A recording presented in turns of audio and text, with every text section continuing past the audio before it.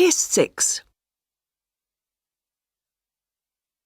You will hear a number of different recordings, and you will have to answer questions on what you hear.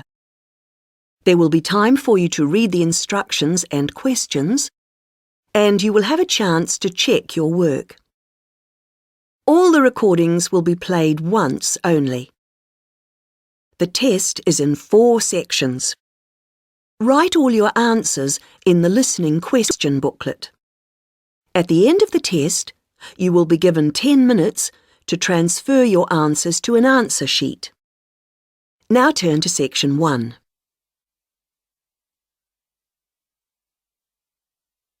Section 1. You will hear a woman telephoning a travel agent to book a holiday. First, you have some time to look at questions 1 to 7.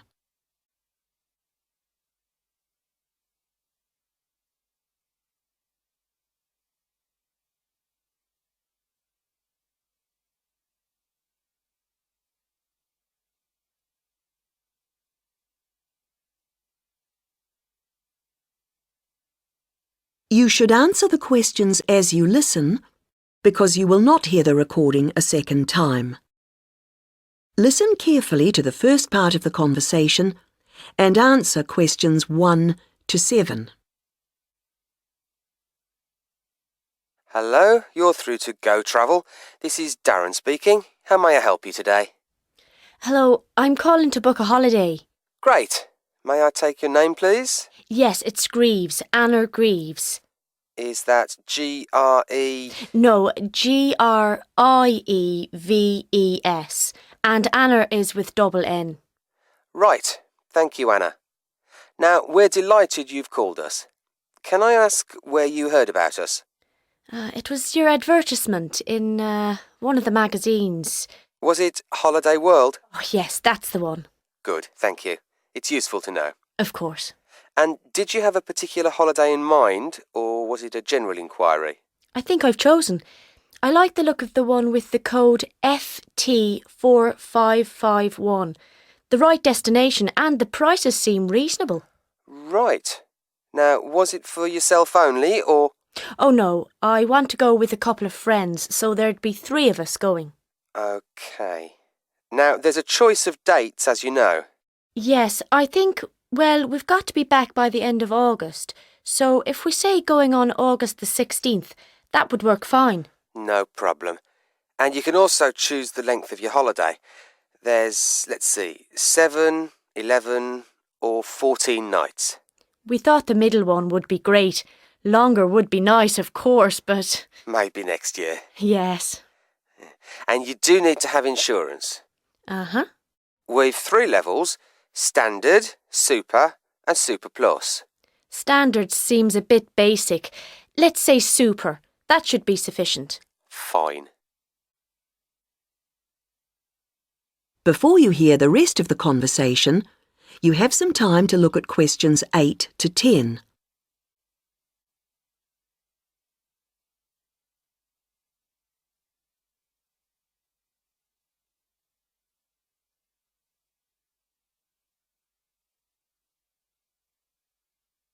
Now listen and answer questions 8 to 10.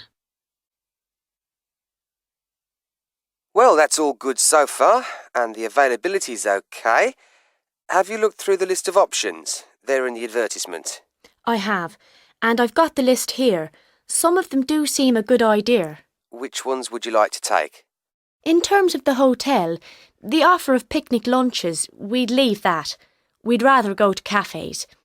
I think a balcony for the room is a must. It's so nice to sit out, enjoying the view. Oh, yes. And then the trips. I think we'll pass on the night bus one. I never really enjoy the commentaries. And museums aren't really my sort of thing, to be honest, any more than dances. Uh-huh. But I like practical things, so I think the demonstration of local arts could be fun. Yes, I would think so. And then in terms of getting out of town, going up the river on a boat sounds delightful, and I wouldn't want to miss that. But the mountains, well, sitting in a coach on those winding roads. I understand. OK, Well, that's all I need for the booking at this point. Just a few details for you and then we'll check the payment.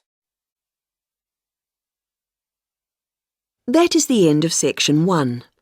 You now have half a minute to check your answers.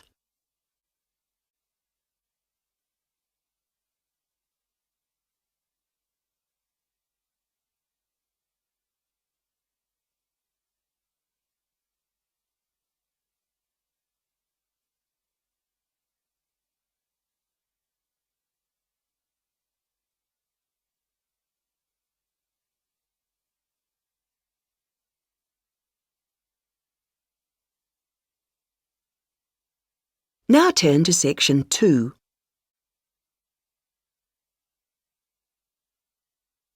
Section 2. You will hear a talk about Run Well, a charity that raises money by organising running races. First, you have some time to look at questions 11 to 17.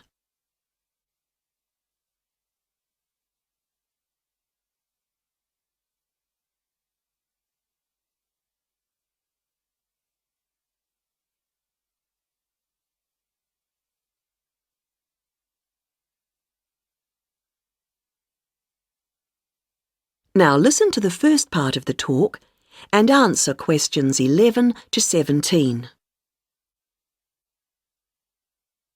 I'm very pleased to have this opportunity to tell you something about the Run Well charity and the work we do. I'll give a brief overview of what we do, and I hope you may be able to help, and then there'll be time for questions at the end.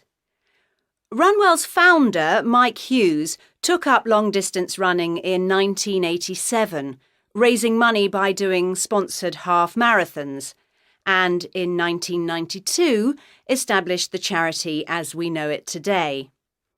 By 1997, the runs were being filmed by local TV, and today they appear on national TV every year.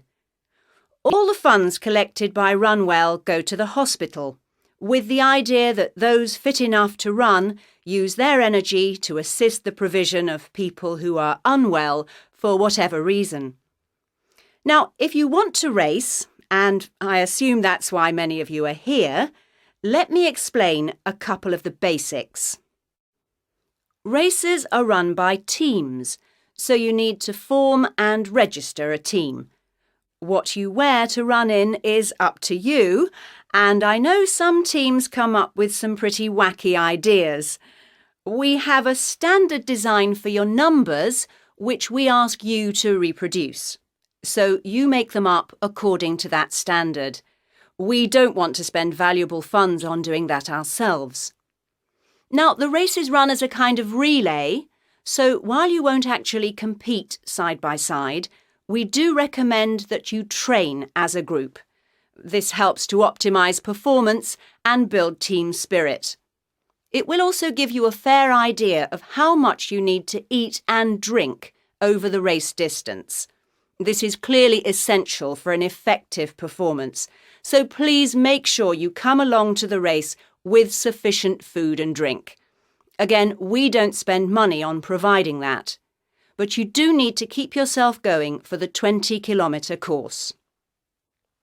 The course goes through the town, then out through Highfield Park, concluding in the main square, where the applauding spectators will be ready to greet you.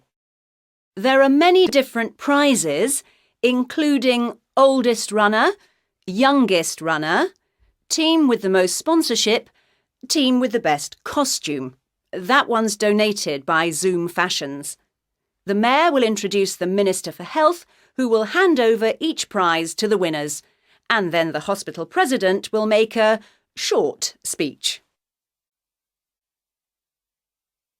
Before you hear the rest of the talk, you have some time to look at questions 18 to 20.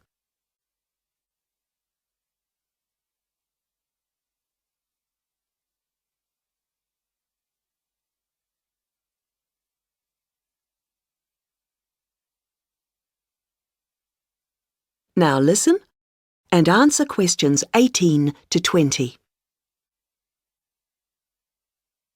OK, that's the big race. But I know there are many people who don't feel they are up to running a 20-kilometre race, but who would nevertheless like to raise money for Run Well. Over the years, we've had experience of many ways of trying to collect money, some very successful, others less so. Now, of course, 20 kilometres is too far for children to run. But there was a sponsored swimming event at the local school last year, and that did very well. People have also tried to organise food-based events, such as selling homemade cakes and bread and so on at the market. And there was a large picnic arranged in 4 Bright Gardens, although these events failed to justify the efforts put into them, though I'm sure they were very tasty.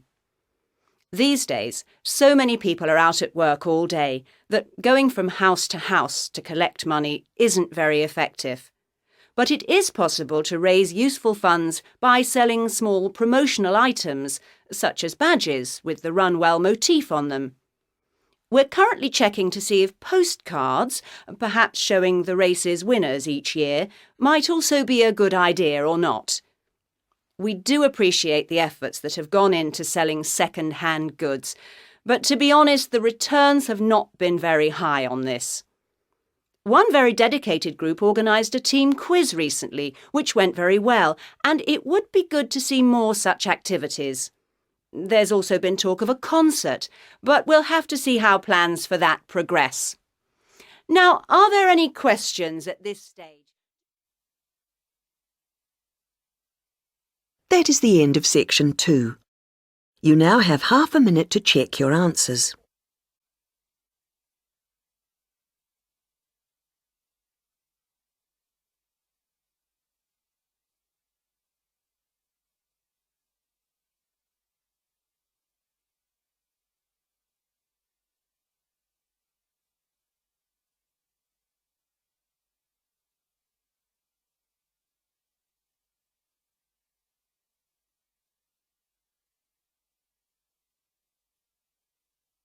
Now turn to section 3.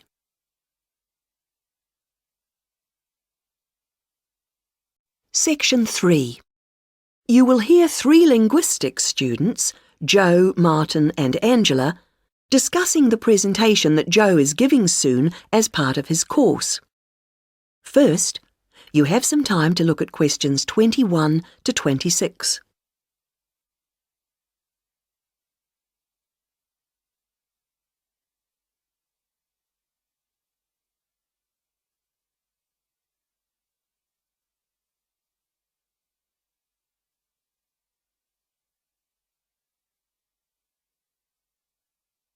Now listen to the first part of the conversation and answer questions 21 to 26.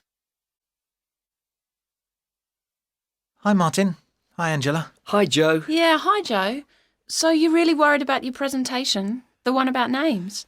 I am. Well, you know your stuff on names pretty well, so it's just a question of selecting what you want to use. That's right. But there's so much. Well, you don't have to include everything. Let's start somewhere. Well, for example, there's a lot to discuss about people's names in terms of culture. It would be a good way to start, bringing in issues of religion, society. I thought so. As long as you can keep it concise, since it's potentially a large area. I'll pick out some key points. Good. Now, that will tend to be about differences. What about something on ways in which naming practices are often similar across different languages? That sounds good. I'm not sure how much I could say that's really about just names and not really general language. Maybe you need to give that some more thought. Yes, I'm not ruling it out. Well, what about what first names mean? That's got to be specific to languages or language groups. Yes, there are all sorts of different principles at work. It's a rich area for discussion. And you can present lots of examples. It would mean a good slide or two. I'll enjoy making those up. Don't forget to put our names in. No, OK. Right, where have we got up to? Yes, now there's the question of place names. Ones where the name of the place is the word for the situation, like something to do with sea or mountain, etc. Yes, people often don't realise the origin. It sounds like it's just a translation issue to me. Don't you think you might give that a miss? Given the time limit, perhaps you're right. You need something on place names. Could you get history in? Actually, the way migrants often used to name places after somewhere in their country of origin is interesting. Sounds a bit narrow to me. Well, I'd hope to build it up a bit. Perhaps you should make a final decision on that later. OK, I'll see how the rest of it goes first. Is that the lot? No, there's still country names, the origins of those. I think that's an interesting area. Yeah, because it's something we often don't think about. It'd be a way to bring in various aspects. History, certainly. I could project a map of the world and have people match the original meanings to the countries. Well, that seems to be a foregone conclusion. Fine. Yes, I'm feeling clearer already. Now you have some time to look at questions 27 to 30.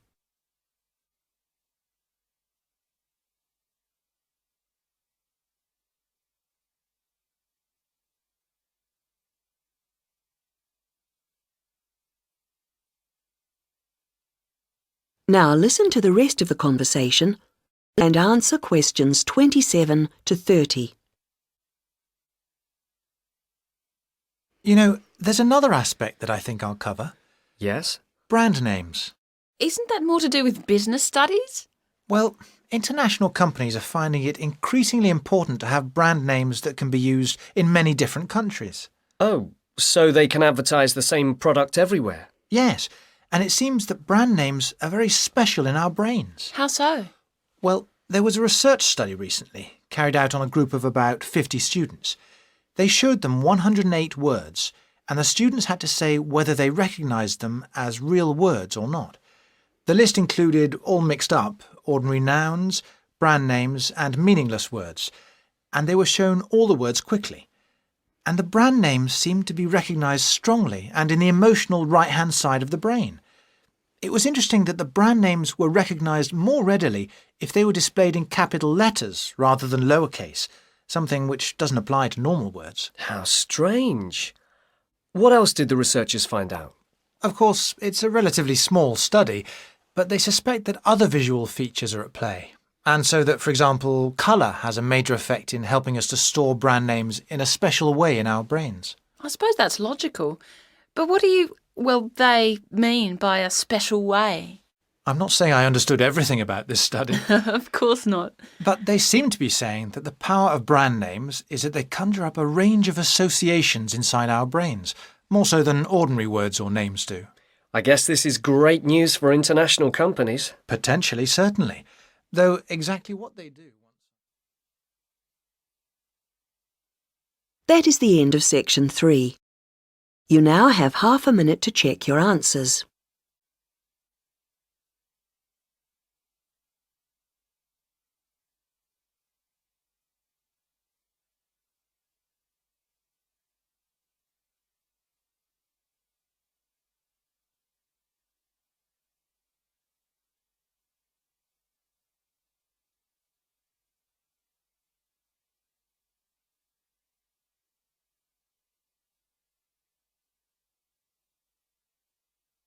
Now turn to section 4.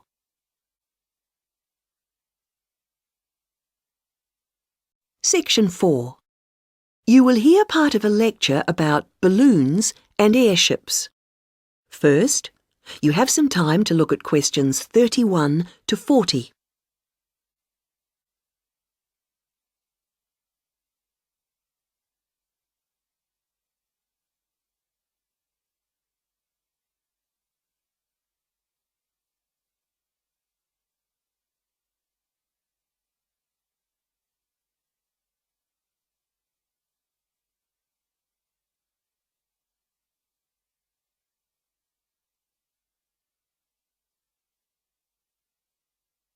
Now listen to the lecture and answer questions 31 to 40. Now, balloons and airships are worth consideration because while on the one hand they represent humans' first successes at air flight, after centuries of less than successful theory and experimentation, They also, on the other hand, continue to be used today. We may have appeared to have moved on to jet planes and space rockets, but you can still see these more primitive flyers in the skies.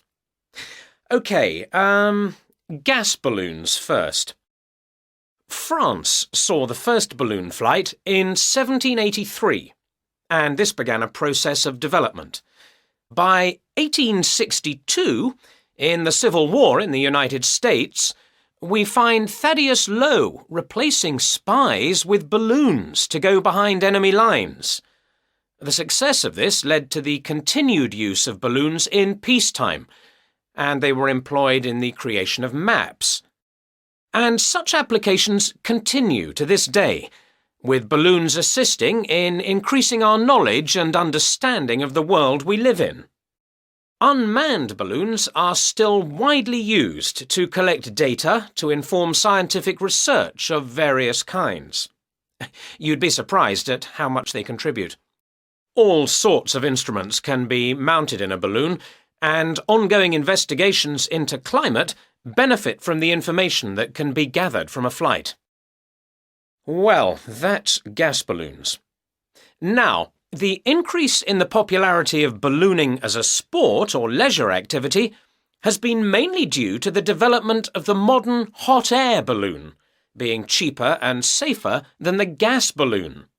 Heating air, rather than using potentially explosive gas, is what makes these rise, although the process doesn't generate as much lift as with gas balloons. But this is a small price to pay for its other benefits, and this type of balloon is no doubt here to stay.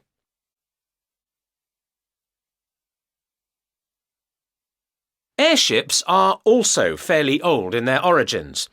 The idea for a balloon that could be powered and steered was first published in France in 1784, although 1852 was the date of the first successful airship flight. The first airships, like the first aircraft, didn't provide any weather protection for their crew, so it must have been rather uncomfortable up there. But designs continued to develop in sophistication. It was realised that the ships would drift about if they weren't strengthened, and that to work effectively, they would have to have a framework. Once design started incorporating this, flights became longer and more reliable. Airships were deployed for various uses in the First World War, and once peace returned, designers began to turn their attention to ambitious plans for regular intercontinental flights. However, in the 1930s, this program more or less came to an end. For one thing, the speed and popularity of airliners meant that the airship appeared superseded. They just couldn't compete. And as if that weren't enough in itself, another factor in the decline of the airship was an alarming number of crashes, and this, of course, put people off. Nevertheless, several countries have continued to build smaller airships for various uses, such as naval observation or publicity purposes. In fact, their popularity seems set for a slight revival, and in the past few years there has been renewed attention paid to the possibility of using them to transport cargo. Who knows? Maybe the 21st century will be the age of the airship. Now, if you look at your handouts, you'll see that I've included some information. That is the end of section 4. You now have half a minute to check your answers.